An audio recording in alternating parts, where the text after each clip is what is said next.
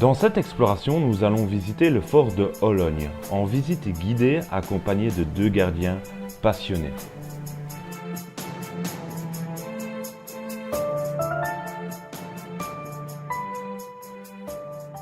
Salut les amis, j'espère que vous allez bien. On se retrouve enfin pour une nouvelle vidéo. Comme je l'ai précisé dans l'intro de cette vidéo, nous allons visiter le fort de Hologne. J'espère que cette vidéo vous plaira. Cette vidéo sera un peu comme un résumé en même temps avec mes explications et les explications de ces 2 gardiens. J'espère donc que cette vidéo vous plaira et on se retrouve pour cette vidéo. Ce fort a été construit en 1888 et terminé en 1892. C'est un fort dit semi-enterré. Il était fait à partir de béton non armé et pour l'époque c'était une sacrée évolution car la plupart des bâtiments étaient créés en béton armé. Il faut savoir que ce fort a été la plupart du temps utilisé durant la Première Guerre mondiale et durant la Deuxième il a seulement été utilisé comme dépôt d'armement et de munitions. Dans cette première partie de vidéo, l'un des gardiens m'explique que la ville de Liège était entourée de 12 forts, chacun éloigné d'environ 6 à 7 km du centre-ville de Liège.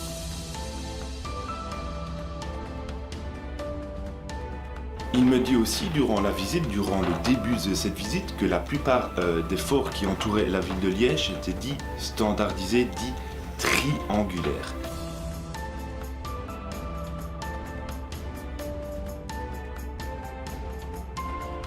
Mais certains étaient à pointe écrasée, dits quadrilatères.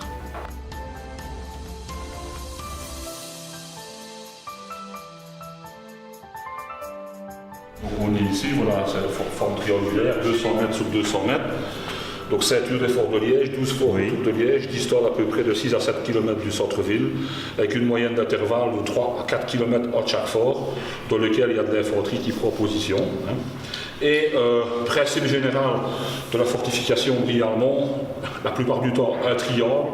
Quand c'est pas un triangle, ben c'est un quadrilatère. C'est un triangle écrasé, c'est parce que ce qu'on a trouvé au niveau des matières à enlever est trop dur, c'est de la roche. Oui. Et que les moyens d'époque, c'est la barre à mine et l'outil. La force, c'est le main, la pelle et la pioche. Donc on a étêté la tête et on l'a raplati, on fait un trapèze. Les forts, c'est des modules. Donc on voit, ce sont des modules en béton, donc on peut considérer qu'il y a une espèce de standardisation du système où on voit que les locaux, qui sont les chambries ici dans laquelle on est, donc, sont tous uniformisés et que les massifs sont à peu près uniformisés. Des différences essentielles pour un petit fort, donc c'est l'armement essentiellement. Hologne par exemple, c'est 2 coupoles pour un canon de 12 cm, une coupole pour 2 canons de 15 cm, un obusier de 21 cm. Ça sur le massif central que l'on voit ici. Donc ça c'est la défense, je vais appeler ça éloignée du fort. Jusqu'à 6, 7, 8 km de portée en fonction des obus. Et pour la défense directe, c'est-à-dire les abords extérieurs du fort dans un rayon de 6 à 800 mètres, on a 3 petites coupoles de 57 mm ou 5,7, donc des petites coupoles, ça tire une boîte à balles. C'est une grosse cartouche de chasse dans laquelle il y a 230. Voici une vue aérienne du fort de Hologne. Il y a aussi une grille d'époque qui était offerte par le fort de Liers, qui a eu des travaux de reconstruction pour les essais de la fusée Ariane et de ses moteurs. Ça c'est l'entrée principale. C'est l'entrée, la poterne d'entrée qui est barrée par une grille, qui est une grille d'époque, qui n'est pas la grille c'est une grille d'origine de 14, qui n'est pas la grille du fort de Hologne, qui est une grille qui vient du fort de Liers, qui nous a été donnée par le fort de Liers quand ils ont fait de gros travaux où ils construisent une structure pour les essais de la fusée Ariane et des moteurs de la fusée Ariane, puisque ça appartient à la F1 et à Space Aero. Durant l'été 14, qui était un été très chaud, plus de 30 degrés à l'extérieur, les 300 soldats qui se trouvaient à l'intérieur du fort de Hologne n'avaient pas tout le temps accès aux latrines, les WC qu'on connaît tous maintenant. Pour remédier à ce problème, ces 300 soldats faisaient leurs besoins dans ce qu'on appelle un bac, tout simplement, qu'il vidait à l'extérieur du fort, dans une rigole qui longeait tout le long du fort. Pour réduire l'air, gros problème des forts Brie-Almont, il n'y a pas de ventilation forcée, c'est une ventilation naturelle. Donc l'air se raréfie, il y a quand même ici plus de 300 personnes qui vivent dans le casernement et au niveau de l'ensemble du fort, qui ont des besoins. Et les besoins essentiels, c'est respirer, mais c'est aussi aller à la toilette. Ouais. Et aller à la toilette, quand on n'a pas accès aux latrines, on fait ses besoins dans des bacs. Les bacs, l'été 14, c'est un été extrêmement chaud, comme on connaît, plus de 30 degrés dehors. Qu'est-ce qui se passe? On vide les bacs dans le fossé là, voire dans celui-ci si on s'y accède dedans. Comme c'est les seuls endroits où l'air circule, ça ramène des odeurs extraordinaires à l'intérieur. Et puis en plus, ce dont ici on ne s'aperçoit pas parce qu'on est à la sortie de l'hiver, mais pendant tout l'hiver, les forts, pour la plupart du temps, sont relativement secs, puisque les contrastes de température extérieure-intérieure sont moins violents. L'été, on a toujours ici 4, 5, 6 degrés maximum dans les forts Brie-Almont, en permanence, dans tous les locaux. Donc ce qui veut dire que 5-6 degrés, quand il y a l'inversion de température le soir, qui fait 30-35 degrés dehors, on aspire l'air chaud qui va se condenser sur les murs et il pleut littéralement à l'intérieur. Et là, où on a le monument, on a un canon 5-7 qui projette les bois dans et les billes pour empêcher l'ennemi de rentrer. D'après mes informations, et elles ne sont pas sûres à 100%, la mitrailleuse serait une mitrailleuse Lewis 550 cartouches de taille 7,7 mm.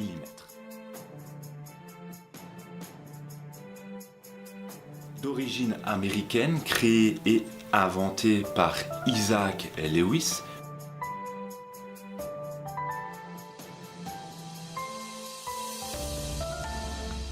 mais produite en Belgique pour la première fois en 1913. On voit par exemple que ces forts-ci, ce sont des forts qui sont visités quand il y a des spécialistes de la fortification qui viennent souvent de très loin, des États-Unis, de Tchéquie aussi. Avec une petite particularité, on voit les ponts coupés, là, la poterne d'entrée. Ouais. Ils ont été coupés dans l'entre-deux-guerres pour faire rentrer le charroi automobile. Le type de matériel utilisé pour être ce genre de véhicule, sachant que ces véhicules sont des véhicules de 14-18 et non d'entre-deux-guerres.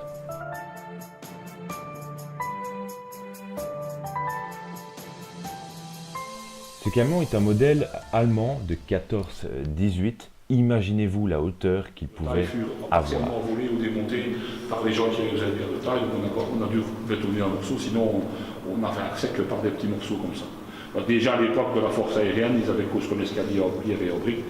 Mais malheureusement, quand la force aérienne, enfin pas la force aérienne, quand l'État belge a vendu les coupoles et les ferrages dedans, les morceaux qu'on découpait, on les glissait ici dedans. Le type de pièce utilisée ressemble possiblement à celle-ci. C'est des morceaux du contrepoids. Cette pièce est une ancienne pièce de la coupole 5-7. Ouais, ce sont les morceaux du contrepoids. Donc voilà le type de coupole utilisé par le fort de Hologne durant la Première Guerre mondiale. Sur lequel reposait une cuirasse en acier, avec un chemin de roulement, il reste encore une trace, et un chemin guide et un chemin de roulement.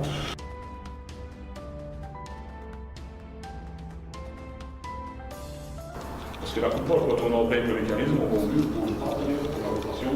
Donc le mécanisme est fait que, entre guillemets, de quelques millimètres, la coupole se soulève par son embrayage, donc elle glisse sur le chemin guide, et quand on arrête de tourner, c'est comme un patin frère, elle se repose, entre guillemets, ça bouge de léger. Hein. Ouais, si tout est le bombardement, il y en a qui sont bloqués parce que le mécanisme est au travail. Alors ici, on voit les dégâts commis par les ferrailleurs, et c'est à l'intérieur. Au-dessus, quand on a des gros trous, ce sont les bombardements allemands, mais à l'intérieur, c'est les ferrailleurs. Quand ils ont récupéré le fer en 1947-1948. Ici, la coupole de 21 cm que l'on voit ici, qui est un obusier. Donc qui dit obusier dit coupole défilée, donc on ne voit pas de l'extérieur, et qui contrebattait les batteries éventuellement qui seraient arrivées. Alors elle a servi surtout à battre les vallées et les creux où l'artillerie passait au-dessus, donc ça c'est un tir court, donc ça allait faire tomber des obus. Là quand on a nettoyé le puits de coupole, on a ramené les pièces, on les voit ici, des morceaux de voussoirs qui ont été enlevés là dans le mont de charge, parce que ça c'est l'emplacement du mont de charge. donc qui était totalement noyé, rempli de crasse, sur plus de 2,50 m, comme là, voilà, ici. On a laissé ça pour montrer aux visiteurs ce qu'on a trouvé partout dans le fort, ici au-dessus, c'était comme ça, partout. Une accumulation de ce que les ferrailleurs ont laissé, et puis la terre, les feuilles, les branches, ici, c'était des forêts partout, donc voilà. Alors en nettoyant, on a eu la chance, voilà, un morceau de voussoir d'avoir cuirasse, donc un voussoir d'avoir cuirasse, c'est ça. C'est ce qui se trouve devant la coupole et qui était noyé dans le béton. Donc c'est un morceau de fer qui a été ancré dans le béton, c'est ça. Donc ces morceaux-là qu'on a retrouvés, voilà, qui pèsent plusieurs tonnes. Et la coupole, elle est solidaire de son affût, si l'obusier, donc elle est solidaire de son affût. Ah, c'est vrai que ça doit être rare de trouver ce genre de pièces-là. Et voilà ce qu'on a trouvé aussi quand les ferrailleurs ont travaillé et explosé. Donc il y a des gros... Outre les bombardements qui ont fissuré la coupole, eux, ils l'ont achevé. Et là, on a laissé aussi, parce que quand on a trouvé ça, partout il y en avait, on a dû les casser. On les a cassés en morceaux pour les ramener de l'autre côté. Et ça a des bougies d'infanterie modifiées par les Allemands aussi. Du moins, il y a de l'atoll dans un fort de 14. De 14, je dis bien. De 40, c'est belge, mais avant, c'est allemand. D'accord. À Barchon, là, c'est toujours, cette partie-là est toujours allemande. Donc, c'est un débouché modifié. À l'époque, au sort à l'air libre. Il y a juste le mur de fond, ce qu'on appelle le mur de masque. Et ce sont les Allemands qui l'ont chicané et qui ont construit un bunker. Parce que l'infanterie qui sort et qui suit le bombardement, qui doit rentrer surtout, elle se sent plus protégée en sortant ou en entrant comme ça. C'est psychologique. C'est en fait, parce qu'ils ont reconstitué, c'est des morceaux du contrepoids. Le seul phare que j'ai vu plus ou moins encore entier par un sang, c'est au fort de Froid. Ouais, ce sont les morceaux du contrepoids. Donc ça ne correspond pas trop à ce qu'on voit sur les plans, c'est les morceaux du contrepoids. De la coupole, de celle-là, de la CX7, il y a un contrepoids. Elle n'aurait pas dû être ici, mais c'est les ferrailleurs qui l'ont ramené là. Alors nous, comme les Allemands modifiés, on savait qu'il y avait des meurtrières belges, on les a retrouvées, elles sont dégagées, on a des fenêtres dans le musée, donc on a dégagé, mais malheureusement derrière c'est le béton allemand. Donc...